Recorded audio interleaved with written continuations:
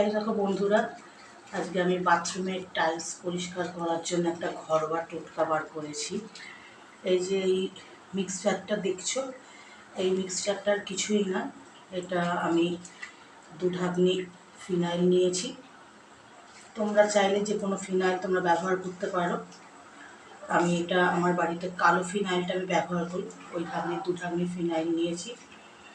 আর একটু লেবুর রস নিয়েছি, আর 2 চামচ সার্ফ নিয়েছি।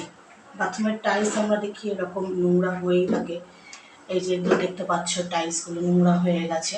এবার পরিষ্কার করবো স্ক্রাবারটা দিয়ে। লেবুর দানা চলে এসছে, অসুবিধা নেই। এবার দেখো,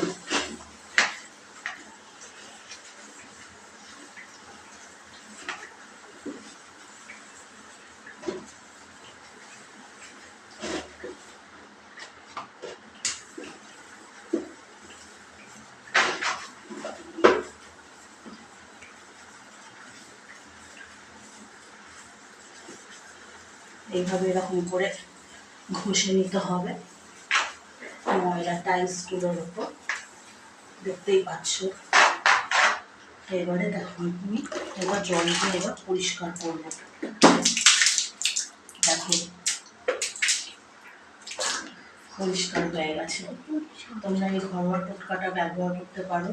শুধু বাথরুমের টাইলসে কেন, আমাদের কিচেন টাইলসও ময়লা হয়ে যায়। এটা দিয়ে তোমরা ভালোভাবে পরিষ্কার করতে পারবে এবং ময়লা দূর করতে পারবে।